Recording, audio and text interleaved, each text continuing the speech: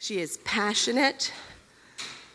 She is flexible, although she didn't come to yoga, so since she's so flexible. She's adaptable, and she's tolerant. All facets of being a military wife. Very important part. Of course, she's got a fabulous family, a fabulous husband. She dresses fabulous, and she's a very good friend to me, and I'm very proud to be a part of their lives. Thank you so much. Okay, and I don't mean to make you cry, but what I wanted to do was brag a little bit about you, because you never brag about yourself. You will never hear Michele walk in a room and say, well, I'm going to do this, and I'm going to do that, and I'm blah, blah, blah. She'll be like, what can I do? What do you need me to do? Let me look at my calendar. Okay, what day can we do that? Because she is passionate about taking care of families and soldiers and her own family. She is flexible. When do you need me? When do you need me to be there? She is adaptable. Oh, we're not going to do this, we're going to do that. And she is tolerant. And the tolerant part is being moved all over the country with a smile on her face and a brand new calendar to fill up. So with that being said, I'm going to introduce you to Michele Gayler. Okay. Without the microphone, because I would much rather not hold a microphone. You need it. I'll hold it way out here. Good morning, everybody. My name is Michele Gayler, and the fruit is here. So if you want to get up and grab some fruit, it won't hurt my feelings at all. I am very honored to be here. I am very proud of my husband and what he's accomplished, and somehow I got tagged on to come along with that. So it's been a fabulous ride. And as you all know, the military life is ebb and flows. You know, there are times when you think, what the heck are we doing? Why are we here? This is not for us anymore. And then all of a sudden you're thrown back in and you're like, oh, this is why we do it. We love the families. We love the people. We want to be a part of something bigger and something successful, which is what I think the military kind of brings to all of us. But this morning, I kind of want to talk about FRG. So if you don't know, Paula Lundy and her husband, they just gave up command, and we took it, and Paula had signed up to do this. Yeah, and then I got a call that said, Michele, would you be able to? And so that's how I get to be up here this morning. And it's not because I'm an expert or a public speaker or any of that. So, but I am happy to be here. I'm happy to be representing Fort Rucker and all FRGs today. So, what I wanted to go ahead and talk about, because Paula really kind of started the ball rolling. I don't know if you saw her article in the Quad A magazine about FRGs and where are we going and how are we going to modernize and come along to where we can bring in the young generation, where they're going to say, oh, this is something I want to be a part of. Because, right now, I don't think that they have that. I don't think they see what we know is so important. And I think a lot of it is branding. If you've been in the business world at all, it's all about branding. And we have I don't want to be negative, but FRG has become a negative connotation. It really has. And I don't have the answers, but I know we need to come up with something better, a way to make it what it is, what I believe it really is. And I wrote a few things down because this is what I was trying to wrap my brain around. Like, what value does it give?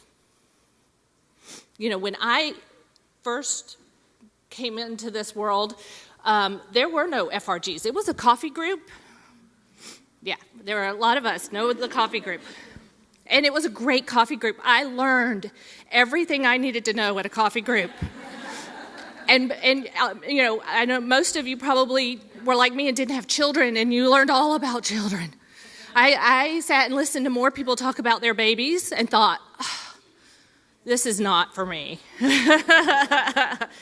But then I had babies, and that was me standing there with the baby on my hip talking about babies. So, but one of the things I think I learned the most was what I think we have kind of moved away from, and I'm kind of going to give it the name graciousness. Because graciousness is something that can't be forced from the Army. It can't just be made, you should be gracious today, you know. It's got to come from in here. And I don't know that we can teach it. I don't know that we can find a way to make it happen. But I do know that that's what's gotten me through this life, this Army, fabulous Army life. It's having that friend that I can call anytime, day or night. If I've just seen her 10 minutes ago or if it's been 20 years, I know I can still say, oh my gosh, this is what's going on. What's going on with you? And like, you're right back together. And that is that graciousness, that support that I think the last 15 years has kind of pushed us away from. And I know FRG has its purpose, and that is, you know, to disseminate information, really. That's the main reason that they created FRG. After the coffee groups, no, I mean, I'm old enough to remember pre-Desert Storm. I was going to use her name, but I won't, because we could get in trouble. The company commander's wife and I went through the DD-93s before Desert Storm to see if the soldiers had a spouse, which is highly illegal. Don't print that. But that was the only way we knew. There was nothing. There was no list. There were no rosters. There was nothing that gave us that information. So we just, we pulled it all together. We created newsletters. I mean, we were talking pre-internet practically. So it was, and I remember at that time, it was, how are we going to do this? And then they came up with FSGs, which were, that support group, which when Bill went to Bosnia, I had 2 small kids, and I remember hearing, and I can't remember what his title was. I think he was the chairman of the Joint, when your husband's a captain, it's like, oh yeah, he's one of those people up there. But he, on national TV, was announcing that this was going to happen and they were going to send all these troops from Germany and their families will be taken care of because we have FSGs. And I'm looking around like, okay, who's taking care of me? Here I've got this group of ladies who were fabulous and they took care of me, but it wasn't a very well structured. So that's when FRGs came along.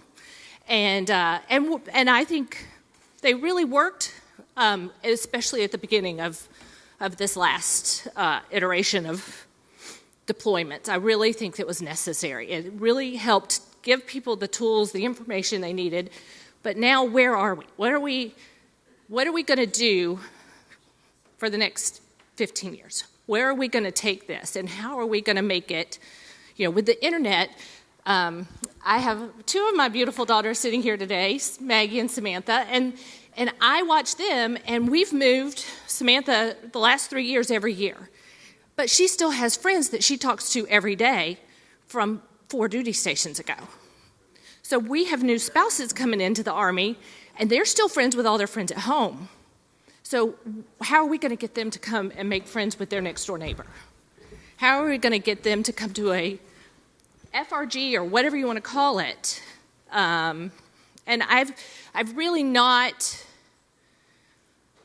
I have been known to advise coffee groups again. Like, go back and make it a all-inclusive coffee group. Call it the coffee group, because the legal aspects of the FRG has gotten very painful, made it very hard. When Bill was in Brigade Command, we had a family whose house burned down.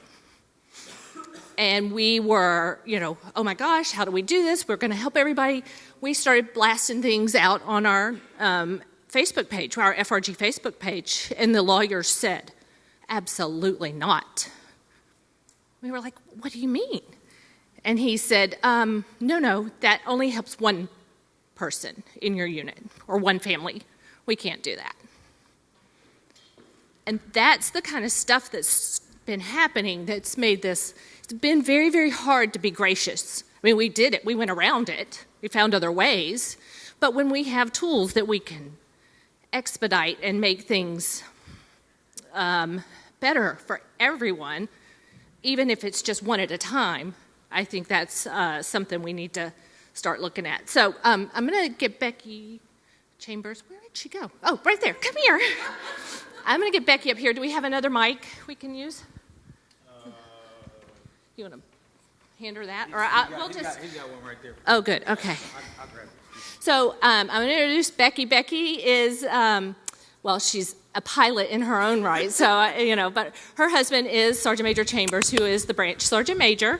And we're a new team. We both have just come on board here. So we're both very excited to be here. And I asked her to come up here because I want this to be interactive. I want to hear from you guys. I want to know what you're seeing, what ideas you have, anything that you've seen work lately, because we're really wanting to make it better and move this forward and take care of the families and the soldiers. So, Becky, do you have anything you want to add? I just,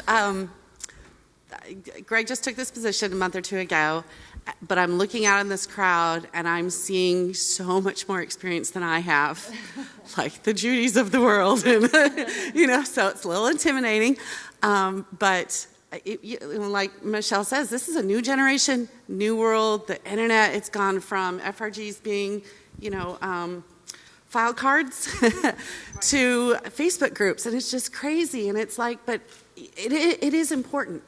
And when something happens, the FRG is there for people, and we've got to get them pulled in somehow, because the only people that truly understand this life are the people in it. So we've got to get them into that and buy into that. So what do we do? Anyone? Come on, who has all the answers? We're going to solve all the issues in the world today.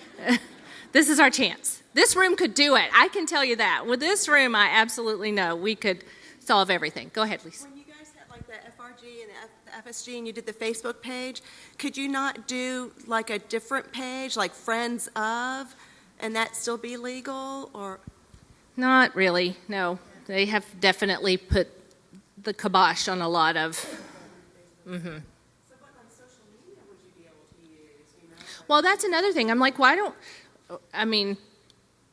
it gets tricky because you don't want to have pictures of soldiers in uniform. And so, like Instagram, my girls love Instagram. Now, I like Instagram, but I don't see the value of it other than just to post pretty pictures. So they chat on it. They do other stuff. I don't know. I don't know how to do that. Twitter has never been something that I'm familiar with. But here's the other thing, and this is just I believe that the next generations coming are looking for what's in it for me. Mm-hmm. I mean, we really have very entitled children coming, and it's a good question because a lot of us have gotten thrown into this life, and we're just I don't know. I've benefited immensely from it, but there's nothing on paper. There's nothing proof of this. I mean, I know there are ways I can go and figure all that out. But what if we decided to, as a military, do leadership classes that could count as college credits, or marketing, or we could push this to a point where it is a benefit to them as much as it is to us and everyone else.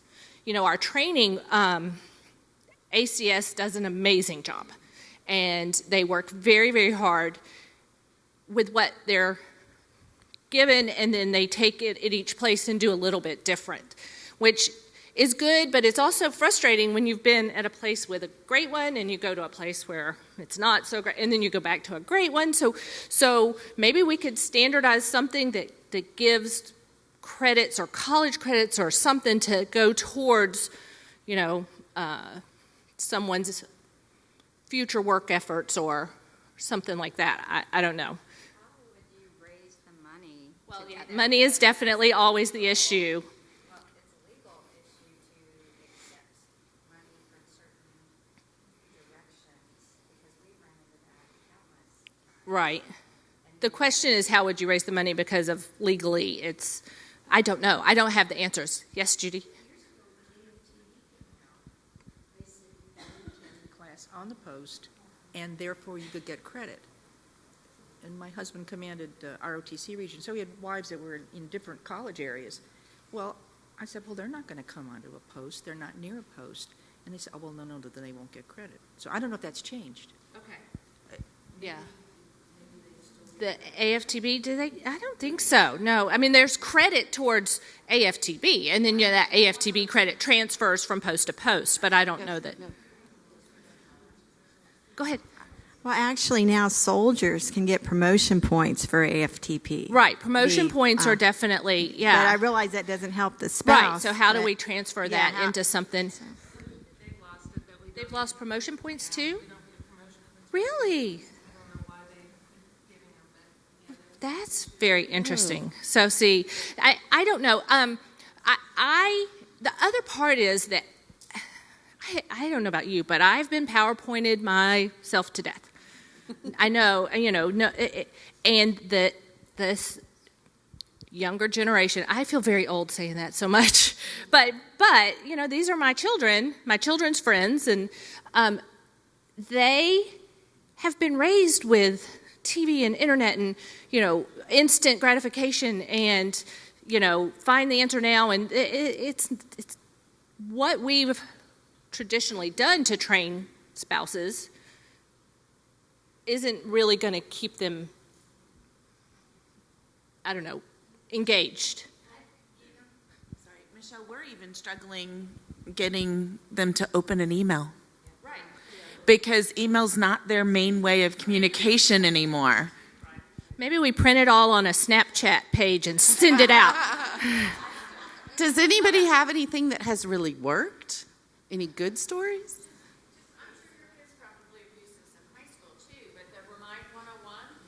Remind 101? I've never heard of that. That sounds awesome. See, okay, here, we've got an expert here. She's going to teach us all. Definitely not Remind an 101? expert. It's a text that'll send out any kind of, it's like if you get a confirmation for a hair appointment or a dentist appointment. It's just like that. Oh. Can she have a sheet of paper, please? How do we get them to sign up for it? As they in process?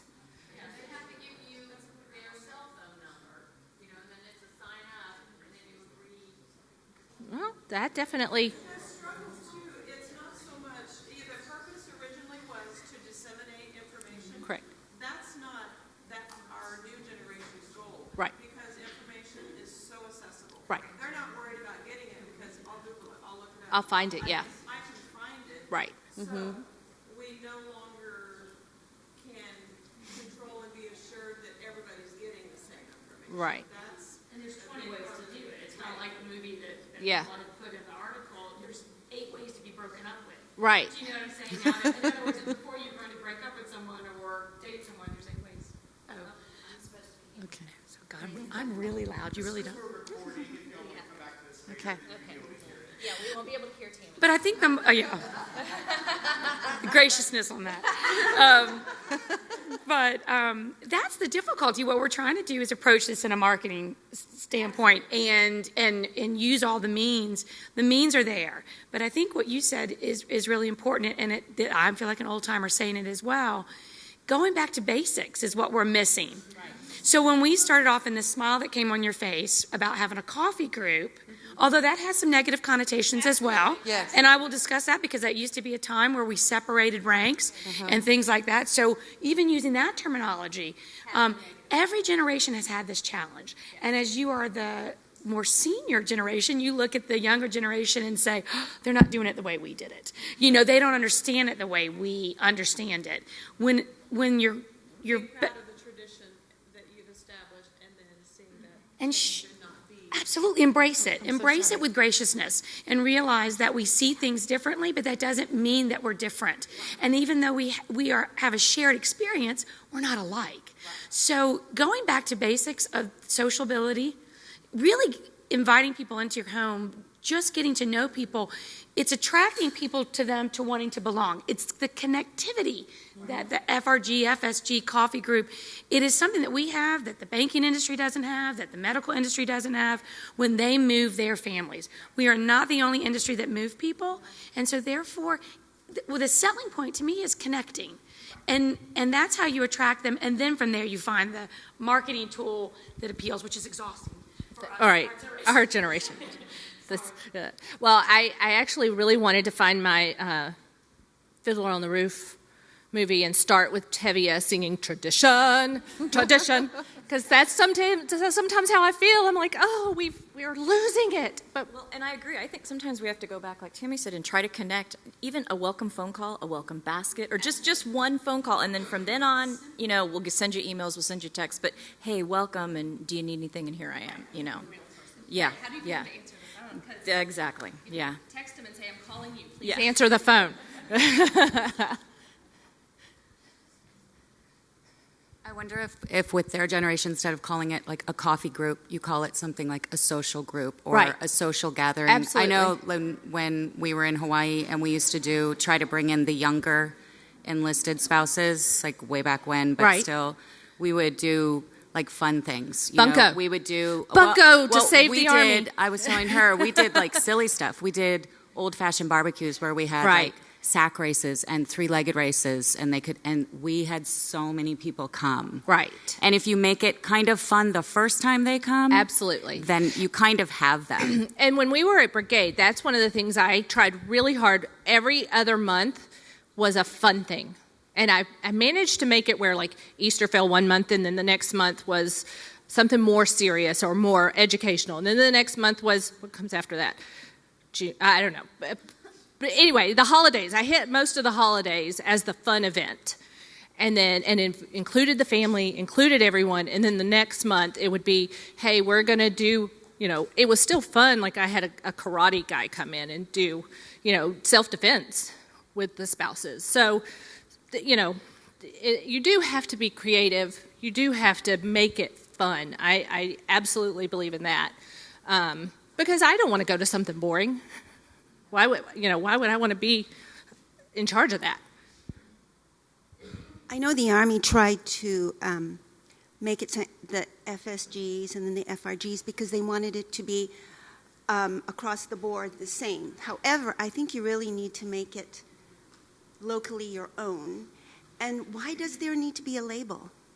You know, I think our lawyers have ruined it for us. And I used to... But I don't care. But I mean, I'm no longer there. I mean, we're out. But the thing of it is, I can remember when we were at Fort Bragg, we used to, I would say, lawyer shop until we got the answer we wanted. This is not the what did they say on TV? This is not the This is not the official view of the Army. They're retired. They can say that. As I've been sitting here listening to all the great ideas and thinking about the spouses that I meet today, a lot of spouses work today. Right. And we've been telling women for 30 or 40 years now, you can be anything, you can do anything, you can be a doctor, and they are. Absolutely. And I was at one of the fundraisers, last weekend on Fort Bragg, the Spouses Club one, you know. Oh, Denim and Diamonds, and I'm not even at Bragg, right. and I know that. And I ended up at a table with this woman, and she didn't seem to really know anyone. She had just joined the Spouses Club, and she said, I asked, do you know anyone here? She said, oh, no, I'm just here to network. So I was thinking, what do you think about advertising one of your group things as networking? You're a new spouse. Absolutely. You're a professional. You want to meet other people. You want to see what jobs are out there. Absolutely. That is a great idea. Yeah, I totally agree with you, and I think that speaks to your demographics. You need to know who it is that you're wanting to communicate with. Absolutely. And so if you set up like an Army wife network, and then draw them in that way, because you don't want to be pulling them in. You want them to come to you. Want them to want to be there. You want them to be the one that's passionate don't about wanna what's miss it. going on, but they don't know I don't where wanna else to miss out. go. Army Spouse Network. Army spouse. We do have men. Wait, is there already a blog like that? There might be.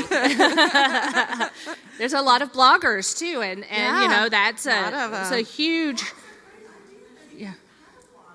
Yeah.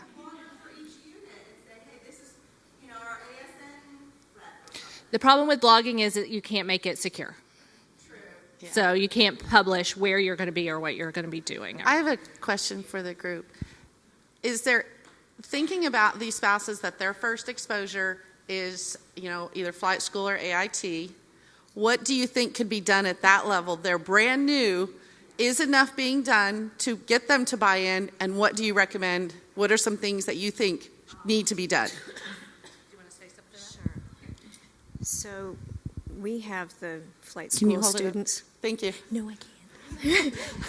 And we have the flight school students, and there are so many coming through in such massive numbers and so fast that the course that I teach to our captain's career course spouses, how to manage their FRGs, I'd be running constantly trying to catch these ones that are coming through for flight school, like every 2 weeks, if not, it could be more often than that. And I don't think I can keep up to it. I have ACS helping me every 3 months with the captain's career course, and I'm having a hard time keeping up to that, plus everything else that goes on. Okay. But yes, that's where I would love to capture them. But how do I do it in that? Right. Here we go. How do we do this? No. Well, and that's why I'm asking this crowd, because I mean, this is what I want to wrap my arms around. This is what I want to get it right when everybody's at Rucker. Some sort of introduction when they come into Rucker. I mean, can we do that? There's newcomers briefing. Yes. You don't have everybody come. So I think the other aspect of it, that when my husband went to flight school, we weren't married. We got married the week after flight school. By the way, it was supposed to be a month after flight school, and it kept moving and moving, and I was having a fit. But anyway, but I was down there. I was, and we fortunately went to a school that's military, and the military spouses had sat us all down as, going to be, soon to be military spouses, and scared the bejesus out of us and told us that our husbands would never be there. So anyway, I kind of had a little bit of an introduction, but flight school, I wasn't there. But now they don't go through purple class. Purple class doesn't go all the way through. They jump in and out. They go to it's BOLIC, and then they come back and do part of flight school. Then they go to BOLIC again, and they're all tracked different from very early. So it is very, very different. So anyway, well, here's what I want to give everybody my email, because I meant to bring cards for everybody. I just got great cards, and I was like, oh, yeah, I'll take them, and then I forgot them. So my email is our last name, Gayler, GAYLERMN, @AOL.com. Yes, I'm that old.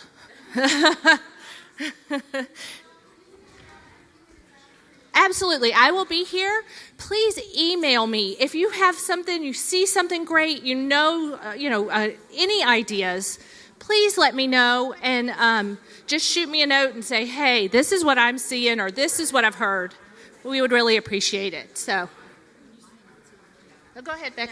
My email is just my name, Becky, BECKI, Chambers, all one word, @me.com. Me. So you can email me at me.com. At me.com. Yeah.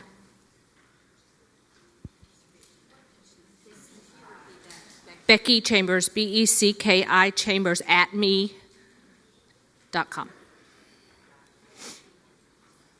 Yeah. And I mean that. This is something that's going to take all of us. It's not something we're going to solve at Rucker. We're not going to solve it at Campbell. It's going to take everybody working together to figure this out. So I appreciate your time today. Thank you so much for coming. I hope it's been a little beneficial for you guys. And I'm very excited to introduce Maria McConville, who is one of my mentors, which mentorship is a whole nother conversation I would like to have. But Maria is an accomplished woman on her own, right? She is a dietitian. She's, gosh, Maria, I knew I was going to mess all this up. I should have written it down. But you hopefully have seen her bio. She is also an Army spouse who has given very much to our community and has done great things for us. When we were at the 101st, her husband was the commander, and she was so great for all the spouses, really gave us the freedom to be ourselves and not just so-and-so's wife. And I've always appreciated that about her. So without any further ado, Maria McConville.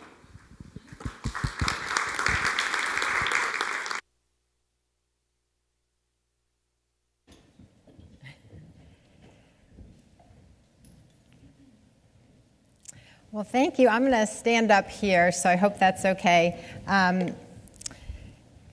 Thank you very much, Michele. Yes, I'm an Army spouse, but I also am an Army mother. All 3 of our children are in the military now. So it's very important to me that we continue to make the military a great place for our families, our spouses, our kids, and, all of our extended relatives. But I just want to thank you all for coming today, and I hope that our discussion not only meets but exceeds your expectations. And I want to thank Susan Sinclair. Susan had asked me to speak quite a few months ago, and I want to thank her for coordinating not only this today, but the whole portion for the spouses. So could we just thank Susan and give her our applause? And anybody go to yoga?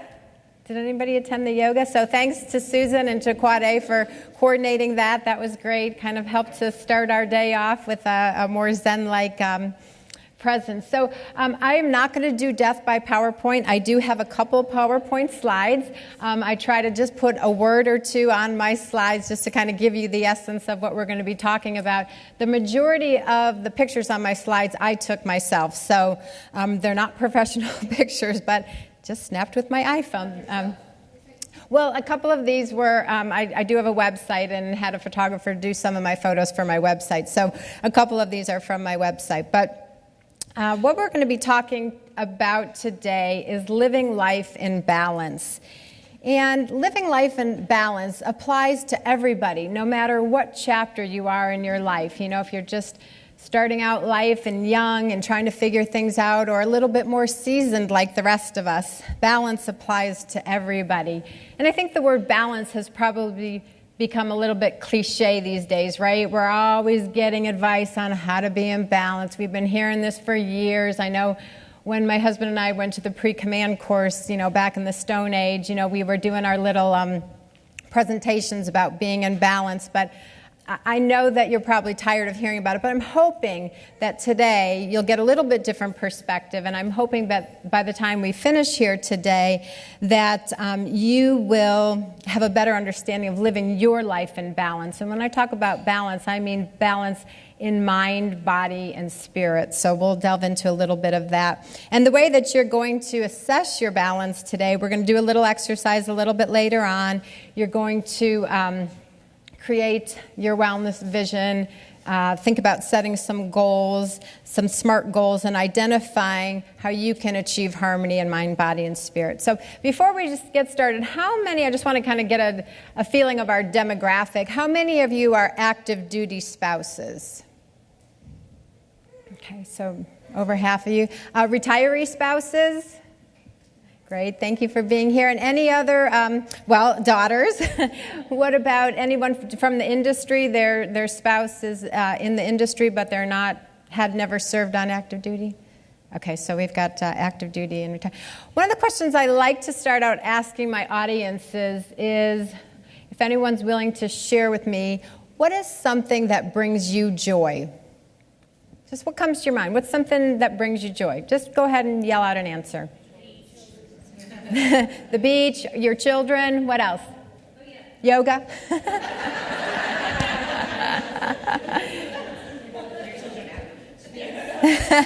Anything else? God. Sorry. Oh, I thought I heard someone saying something. Grandchildren. I hope I get to figure that out someday.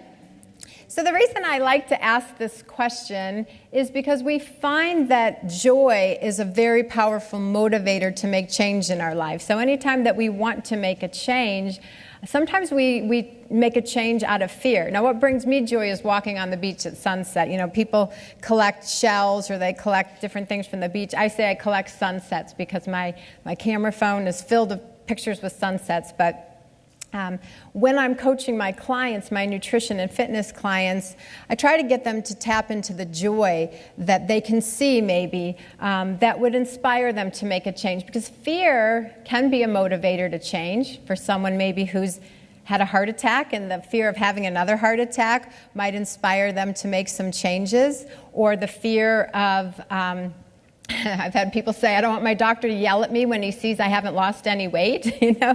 So they might go on a diet the week before they go see their doctor so they don't get yelled at. So fear can be a motivator, but we find that fear is not really a lasting motivator like joy is. So if you can think of things maybe that would help to bring you more joy in the future, that's a powerful motivator. Okay. This was the trees, the cherry blossom trees in Washington, D.C. this year. So we're fortunate enough to be living in the D.C. area and get to go walk down by the trees. So what do you think of when you think of balance? Anybody want to share? When you think of the word balance, what comes to mind for you? The balance scales. I saw people going like this, you know, those old-fashioned balance scales, you know, where you have either in balance or out of balance. What else? So, you know, yoga. We did our yoga this morning. Did anybody, you know, when we were doing this whole, you know, thing, that takes a lot of balance, doesn't it? So we can think of physical balance, think of the balance scales. We think of the balance beam. My sister was a gymnast, and her specialty was the balance beam, and I don't know how she ever stayed on the balance beam. So there's a lot of things that come to mind when we think about balance. And sometimes we have a feeling when we're in balance, but I think one of the ways that we can assess being in balance is really assessing when we're out of balance. What does it feel like to be out of balance? What's chaotic, stressed. The things that you have to do are taking too much away from the things you want to do. So maybe not being able to prioritize the things that bring you joy, right? How else do we feel when we're out of balance? I noticed this morning at one of our poses at yoga, my right side was better than my left side when it came to doing a particular pose, and then I realized my balance was really off Mm-hmm. because of that. So it's just a matter of practice, like the yoga instructor said, just practice, and that's what we need to do in our lives. Right. Evening out things. Because if you notice one thing is lean, it's about evening that more out and training. But sometimes we have imbalances because of pain or injury. You know, sometimes we just can't get that balance back because of something that has manifested itself.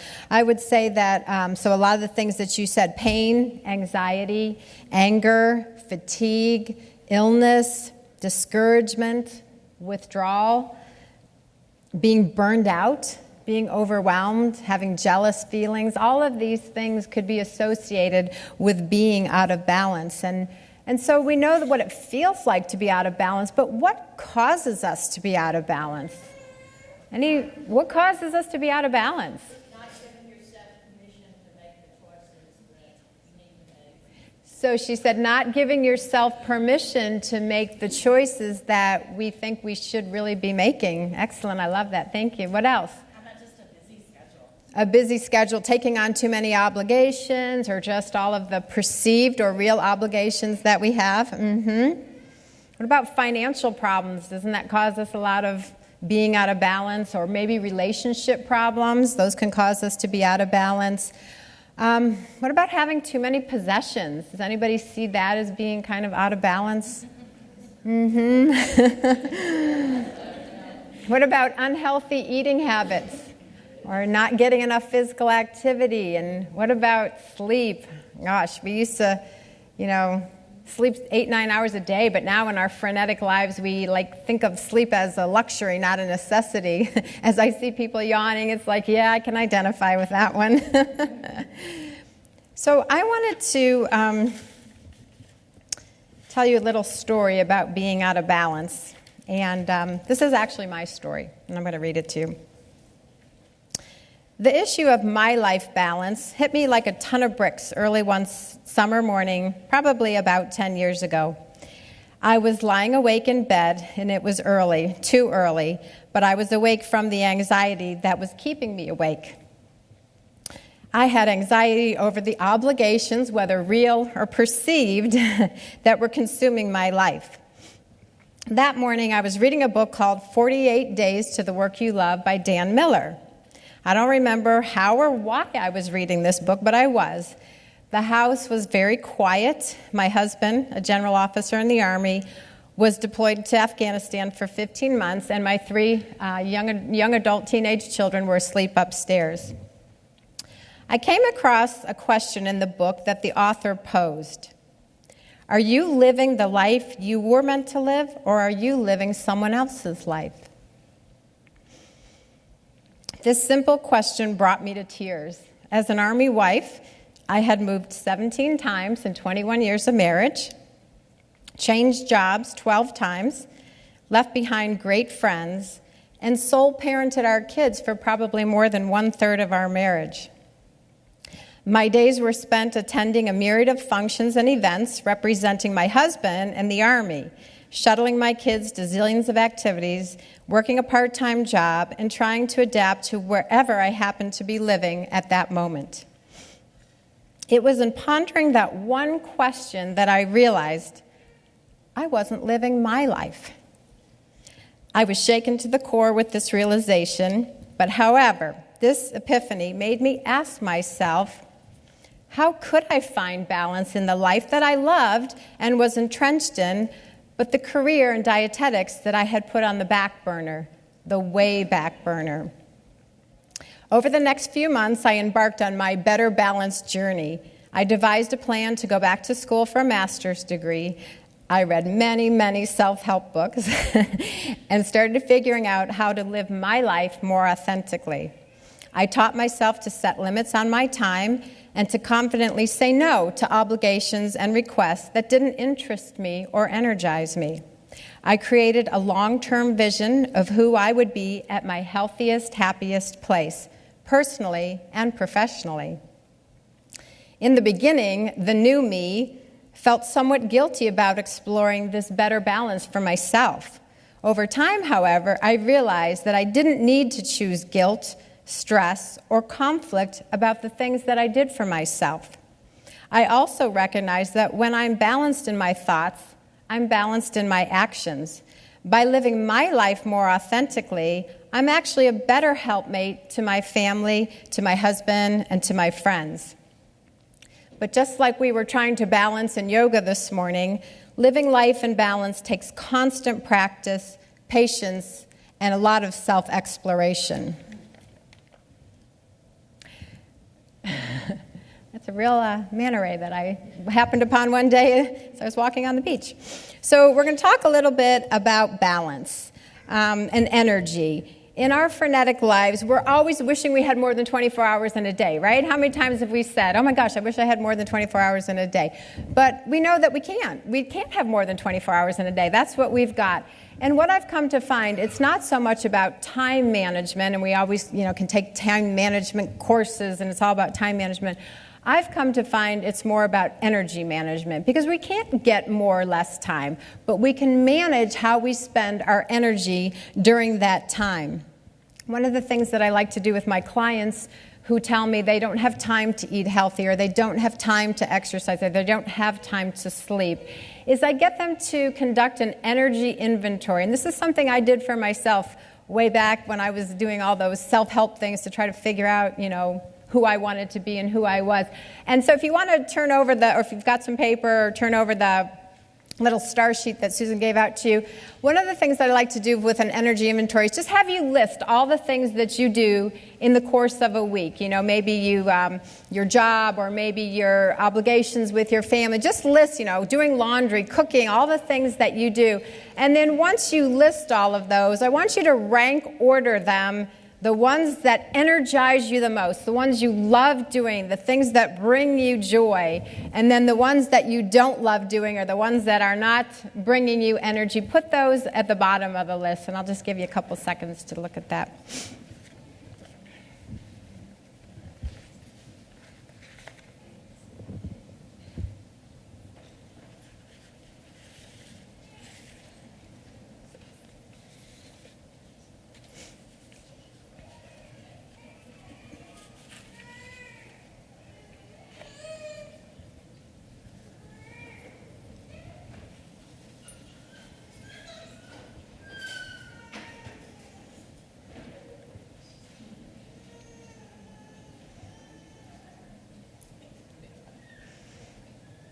I think the crying babies kind of represents how we feel sometimes when we're doing all those things that we don't really want to be doing. We just want to have a good cry, right?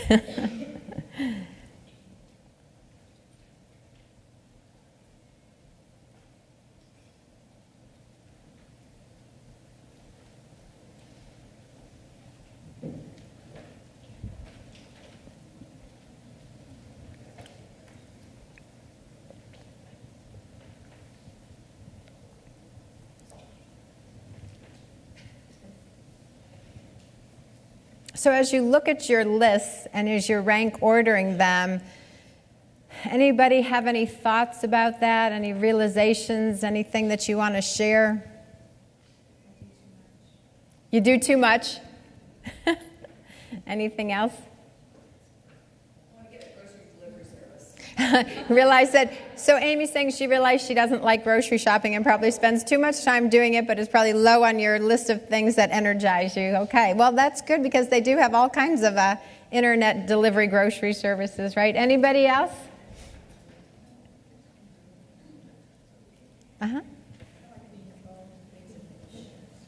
You like being involved with things that make a difference. So those things that you're doing that you don't feel are making a difference are probably at the bottom of your energy list. So very good. Thank you for sharing. And I think that what a lot of my clients find is they're spending a lot of energy doing things that really don't bring them joy.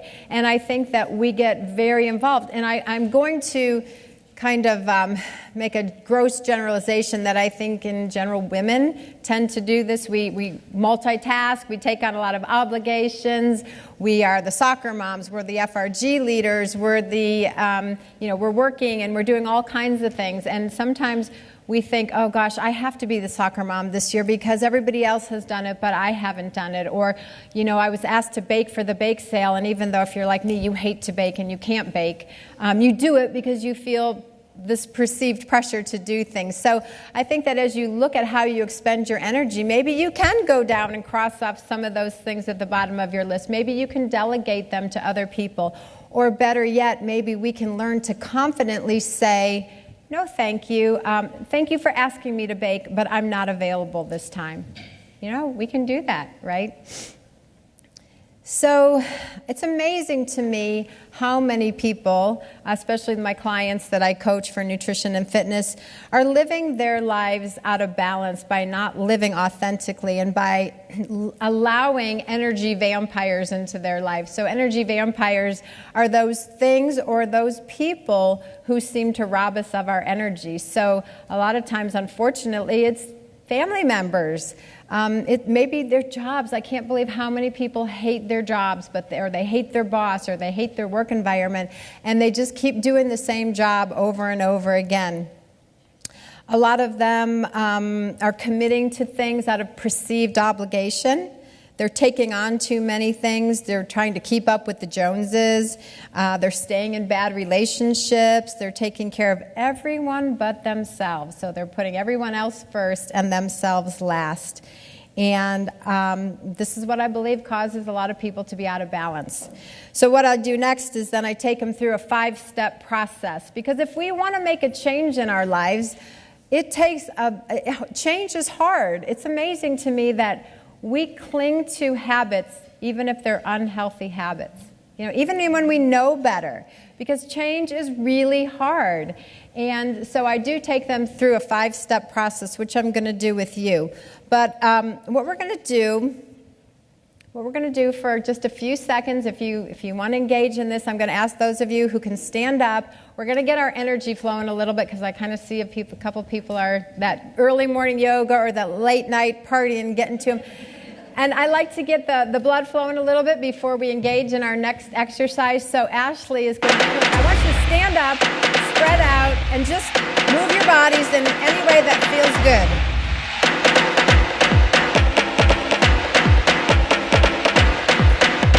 Come on, get your arms up. Get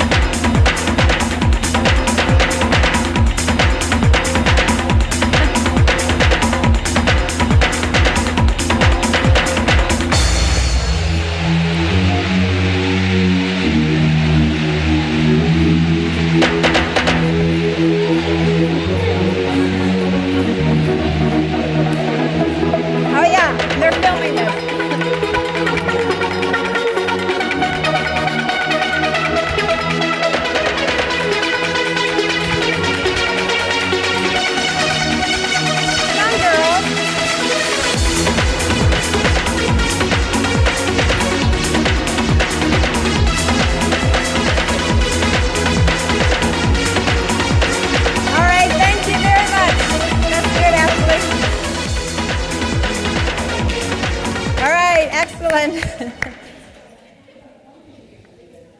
So you guys got your blood flowing again?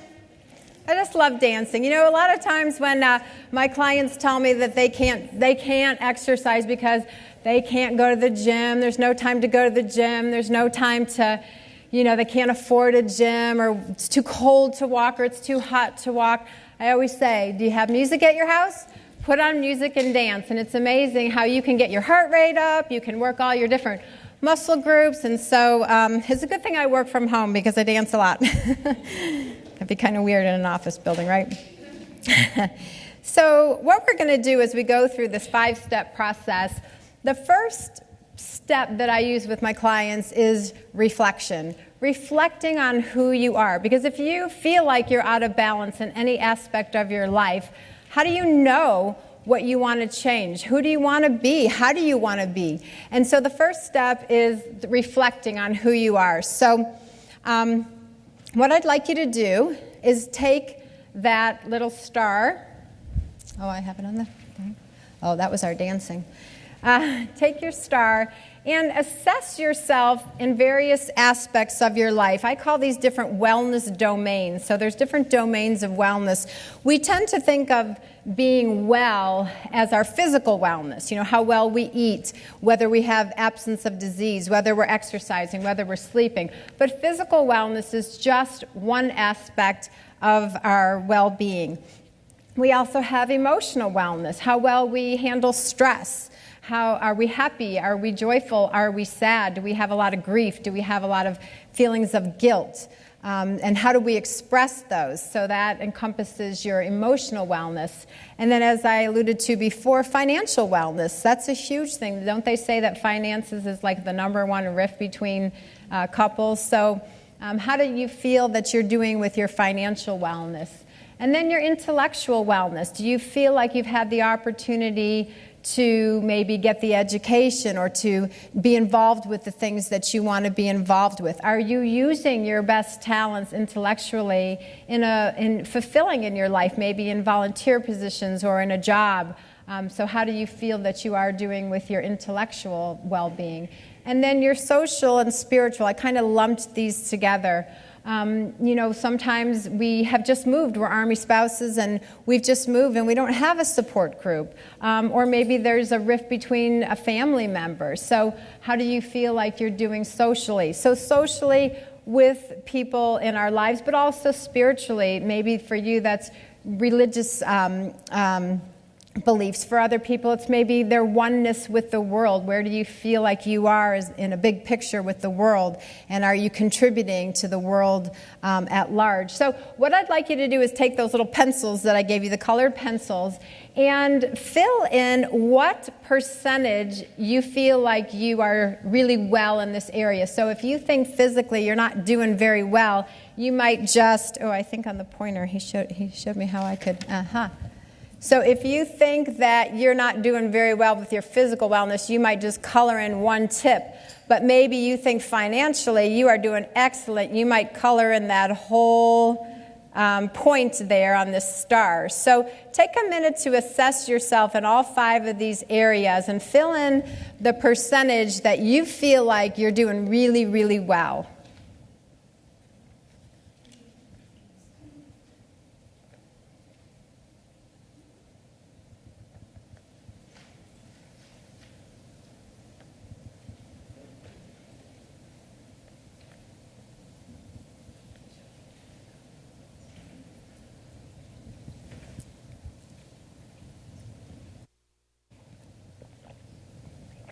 I heard that coloring for adults is really in now. Have you all heard about that? That they have adult coloring books now?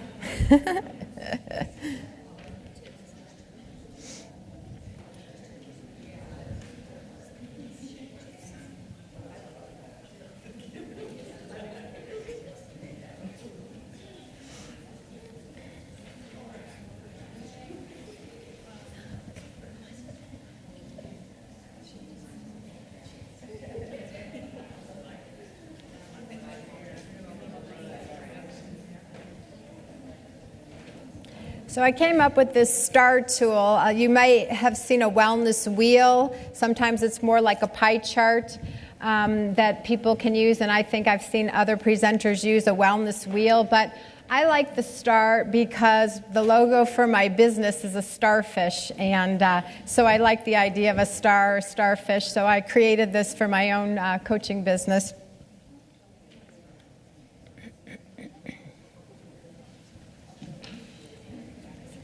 So as you look at your self-assessments on your star, anything come to mind? Anybody willing to share anything?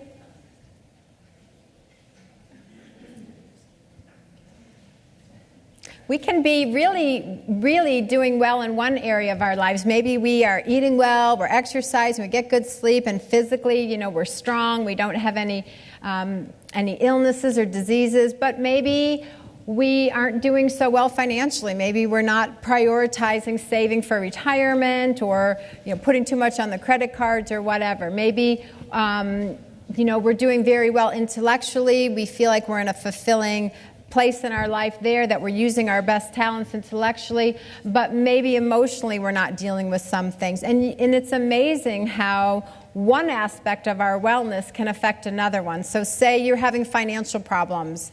Maybe that can affect you physically because you're not sleeping well. And when you're not sleeping well, what happens? We tend to crave those types of foods that comfort us, probably the ones that aren't the healthiest foods. So you can see how one aspect of our wellness will affect another aspect of our wellness. So I think it's really important for us to kind of take an assessment and reflect back on where we are.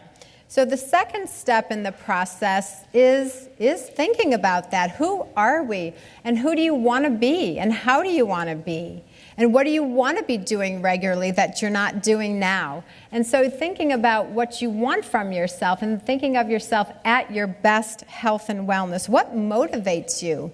What are your thought processes like? And are your thought processes helping you? You know, you hear the people who are the glass half empty people, and then you hear the people who are the glass half full people. Are your thought processes holding you back from being the person that you want to be? Are you more intrinsically or extrinsically motivated? So when we're extrinsically motivated, we might be motivated to make a change. Maybe we're extrinsically motivated by a competition, you know, the Biggest Loser competition. So a lot of people are extrinsically motivated by money or fame or power. But we find that extrinsic motivation is a really good way to get us started to make a change. A lot of the people that I coach are employees for like Fortune 500 companies, and they will have maybe a Biggest Loser competition. And it's interesting to me that these people get all motivated. They're going to be the biggest loser in their company. But then after the competition is over, they go back to their own ways. And so extrinsic motivation is helpful in getting started to make a change, but we need intrinsic motivator, the things that are important to us, that make a difference to us, to keep a healthy change going. So the third step in our process is envisioning. Envisioning exactly who you want to be living your life authentically.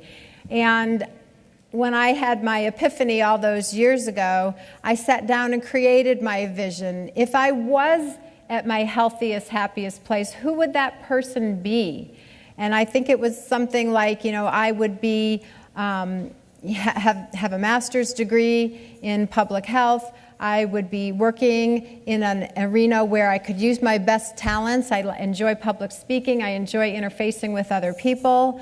I knew that having not had a home, you know, living in government quarters for so many years, and as our children were growing up and going off on their own, that I wanted a place to call home, and that was really important to me. And I could see that home in my mind. Didn't know where it was exactly, but I pictured it. And I'm proud to say that because I had that vision, we subsequently did build that house, and it is a gathering place for our family now. And people say to me all the time, "Oh, you're so lucky you have that beach house." And I say, it really didn't have a lot to do with luck. It had a lot to do with having a vision of where I knew I would be my best self. So the vision part is so important. And when I ask people all the time that are feeling so out of balance in their lives, well, how would you feel? Who would you be? How would you be feeling? Who would you be with? What would you be doing? People are like, I don't know. I never thought about that. I'm lucky if I can make it through the day today. I don't want to think about 2 years from now or 3 years or 5 years from now. And I say, well, I don't want to leave my life up to chance. I want to at least try to have a little bit of influence in my life. But if you don't know what you want from yourself, how do you go about making that change? How do you go about getting that? So having that vision is really important. And I think a lot of times people confuse a dream with a vision. Because when we think about a dream is something that we don't really expect to come true, do we? Whereas vision, you know, you talk about a person who's a visionary, right? Aren't these people who make things happen? So there's a big difference between having a dream and having a vision. So I did leave a space on there for you. Maybe if you on the airplane or in the car ride home, you can kind of think a little bit more about that. And I always have my clients write their vision in present tense statement so that you envision yourself already becoming that person. So in order to make a lasting change, the vision is really important first. And then the fourth step is coming up with a plan. Okay, so we have this vision, we know what we want. How do we go about getting it? So you got to come up with a plan. And planning takes having long-term goals and short-term goals. And are we able to pull up the YouTube video? I got to go to my goals thing. I have a little YouTube video here for you about goals and goal setting. And I don't know if any of you know of Lou Holtz. Does anybody know Lou Holtz? He was the football coach for Notre Dame for all those years. And Arkansas, too? Okay. Okay. Anyone else? He was a football coach, obviously, but when he was 28 years old, he and his wife were expecting their third child. He was out of work. had no money coming in, and his wife gave him a book. I think it was called Thinking Big, something like that. I forget the name of the book. But encouraged Lou Holtz to set goals. So he sat down and he wrote out all his goals that he wanted to accomplish. His list was 107 goals. Now, Lou Holtz is in his 90s now, and he is proud to say that he's accomplished 103 of his 107 goals. And some of those goals included having dinner at the White House, landing on an airplane on an aircraft carrier, coaching Notre Dame, and some of the other things. Only 3% of people write their goals down, but the people who put their goals in writing are the ones who are about 100 times more likely to meet those goals. So when you're looking at making a change in your life, you want to make sure that you set long-range and short-range goals. So the long-range goals, like, for example, for me, the long-range goal was to build a house where I could gather my family and friends together. So a short-range goal might be, okay, in the next 6 months, I want to research where we think we want to build that house. Or maybe I need to hire a real estate agent, or I want to start putting together a list of what would be important to us in a retirement home. And, you know, if you keep goals and you put timelines behind them, then you're so much more likely to achieve those goals.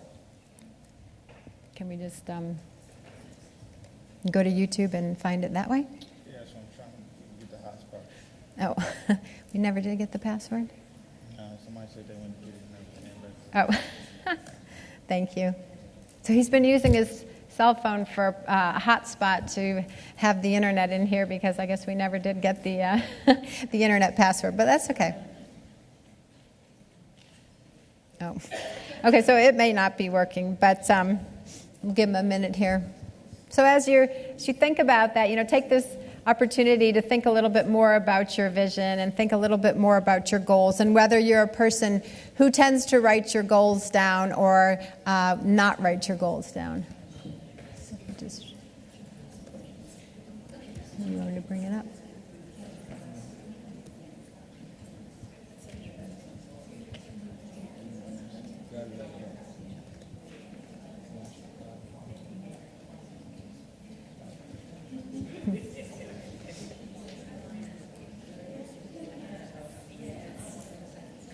I joined this online organization called Entheos. Entheos is a Greek word, and I don't know exactly what it means. But anybody know what the Greek word entheos means? Like energy or something like that? I'm trying to remember. It was quite a while ago. But there's a gentleman who does a lot of webinars and speaking engagements and YouTube videos about the whole mind-body connection. And he has a great video on goal setting. There you go.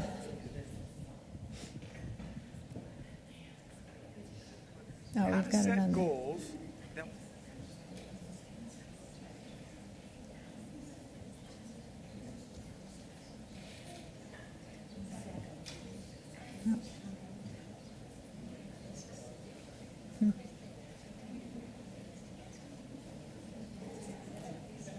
We're going to go through my top 10 tips in around. We've got it on the laptop. We're just trying to get it up on this screen.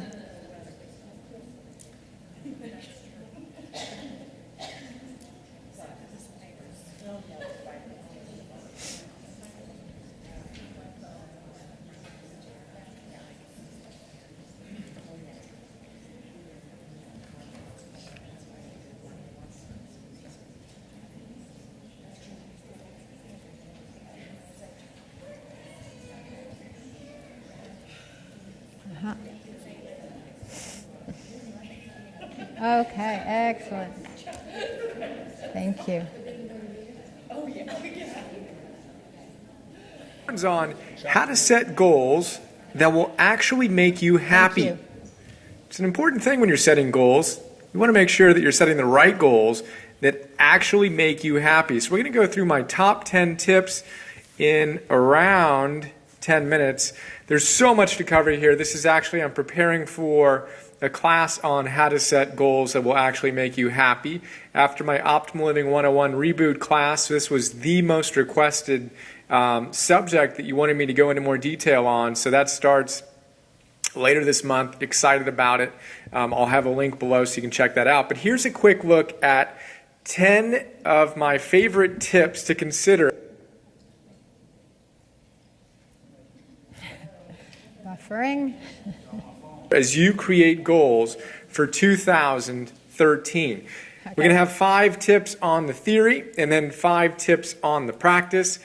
Number 1. Don't leave us hanging.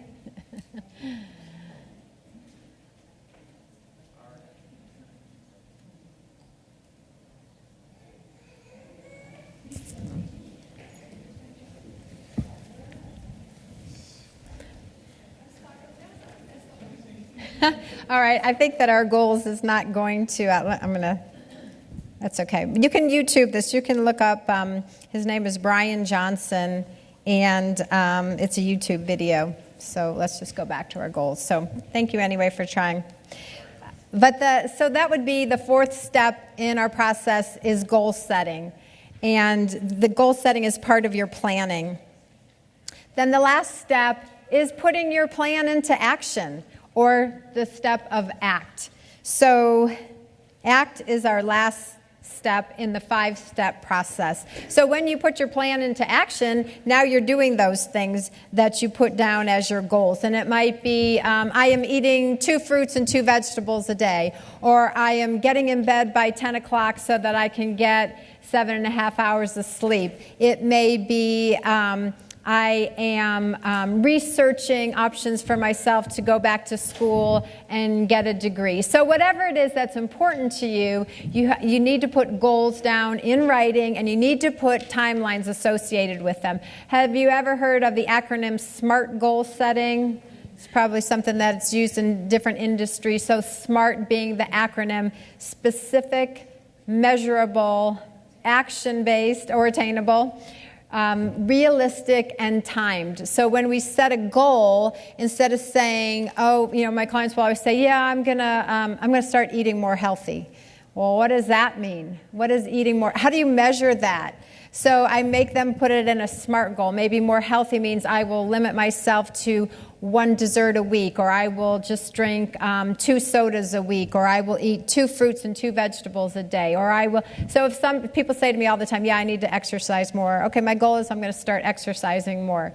Well, no, I don't let them stop there. So I make them commit to specific goals. I will exercise Monday, Wednesday, and Friday from 5 to 5:30 at the gym when I get off of work. So now you can see you can measure that. So exercising more versus I will do Monday, Wednesday, Friday for 30 minutes at this time, you can see that you can measure those. So when you write your goals, make them SMART goals, because if you do, you'll be able to go back and assess and see how you did.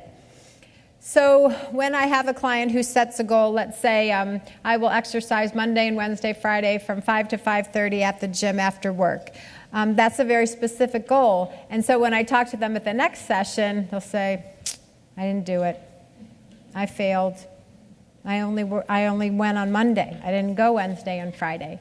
And I always say there are no failures with your goals. There are learning opportunities. So I say, well, what made it possible for you to get there Monday? You went and exercised Monday. So we capitalize on what went well first versus what didn't work. So then I say to them, what did you learn? What did you learn from this experience? Well, I learned that if I don't tell my boss that I'm leaving work on time, then I didn't get to leave work on time on Wednesday or Friday. Okay, so what did you learn for that? How could you do that differently next time? Well, I'll have it on my calendar, and I'll tell my boss that I have an obligation that I need to leave work on time for.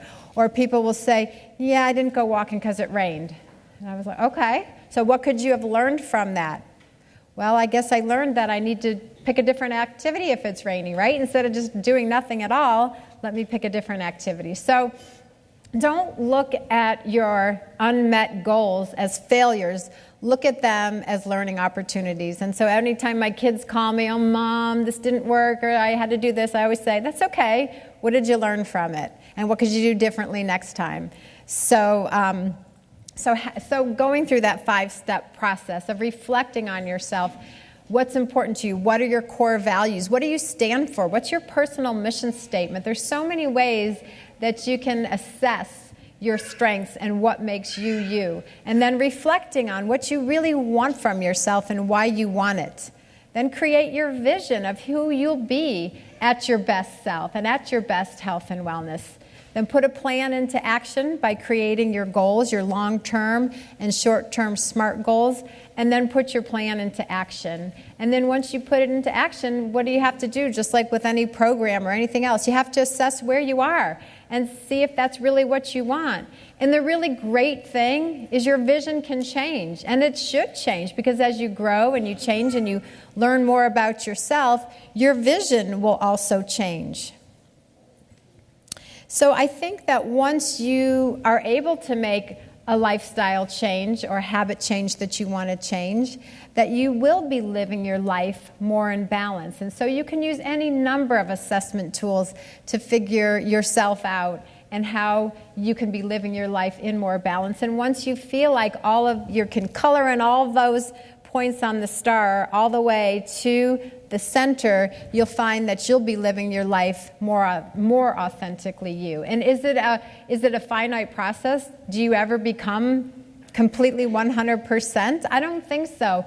I like to use the waves as an analogy. You know, when you've got waves coming in on the beach, you've got one wave that's rising way up. Maybe that's you with your physical wellness. Maybe you're doing really well, but you at your spiritual wellness are way down here. But maybe something happens and your spiritual wellness rises way up, but your physical wellness goes down. So I think it's just an ebb and flow, just like the tide, that life is like that. So I just want to close with, I told you in the beginning that I love the sunset and walking on the beach at sunset. And I told you that that is what brings me joy. That's where I find my enlightenment, my peace, and my awe. Every day on the beach is different. Every sunset, every creature, every cloud, every wave. One day, I found this starfish. Took a picture of this starfish on the beach. It's the only starfish I had ever seen on our beach. And I sent this picture, to my website designer, my logo designer. I hired someone to help me design my logo for my business. And I asked her if she could use this starfish on my logo. And she wrote back and she said, "No, I can't use this, Maria. People won't like this. It will be uncomfortable to them because it's missing one of its arms." And she said, "That will cause people to feel uncomfortable about this picture. You don't want to use that." So I agreed with her, and I decided not to use this starfish in my logo design. But I love this picture, and I love this starfish because I think what it really represents to me is, first of all, you probably all know that starfish can regrow their arms. So to me, that's the epitome of resilience, right? So you've lost an arm, or you've lost your way, or something's going wrong, and just like the starfish, you can regrow that arm. You can be resilient, and you can find yourself again. And even though my first reaction to the starfish was sadness, like, oh, the starfish lost its arm, it's not a perfect starfish, that's sad. But then I realized, I was like, life is like that. Life is about sometimes losing an arm and regrowing it again. And despite the fact that this starfish didn't have its arm, I was awestruck by it, and I thought how beautiful it was, and how I could just relate that to life, that even though we're not perfect, our life can be beautiful. And I really hope that you are living your life in balance, or that you really try to find a way to be more authentic in yourself and live your life in balance. And for those of us who are spouses of active duty, trying to set the example and helping people within your chain of command or within your groups to find balance in their lives by setting the example of living your life in balance, but also mentoring them. And for those of you who are retired spouses, you could also do the same, help mentor active duty spouses and women and spouses. I know I'm saying women because we're a room full of women spouses, but trying to set an example and helping others find their way by finding balance in their lives. So I really thank you for the time that you've spent with me today, and I hope that that you've gotten something out of our conversation. And thanks again for all of the, Ashley, and I'm sorry I don't know the other gentlemen's names back there that helped with the AV and for putting all of this together. And I just hope that you enjoy the rest of your conference. I did give you one of my little cards. I love doing public speaking on different wellness topics. If you ever are interested in having a speaker for anything, you can Google me or go on my website and get a little bit more information. I published a book last year, and so my book is for sale. It's a weight loss workbook. It's a self-help, because I'm a self-help kind of nerd, but it's a self-help weight loss book. But I also have a little card for you that has the starfish on it, saying why you're special, because I know each one of you as a military spouse is special in so many ways, and you really are at the center of my heart. So thank you for all that you do. Appreciate it.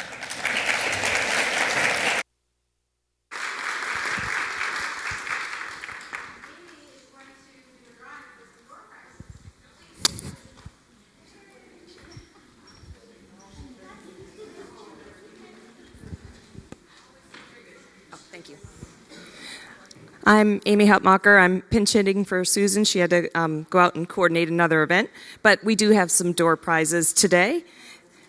I want to start off with, there's a story behind this first prize. There's usually one hardy male spouse who comes to these, so Susan usually gets a gift that would be appropriate for him. So this first winner, you get to bring something special back to your husband. Christine Hopkins, you win a set of cufflinks.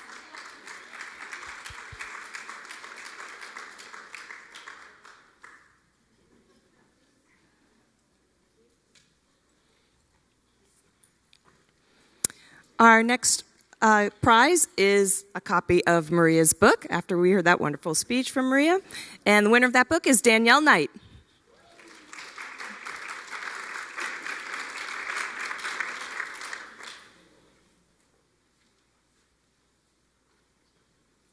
Congratulations. And last prize for the day is an Ann Hand bracelet for Rebecca Overmeyer. Is that right?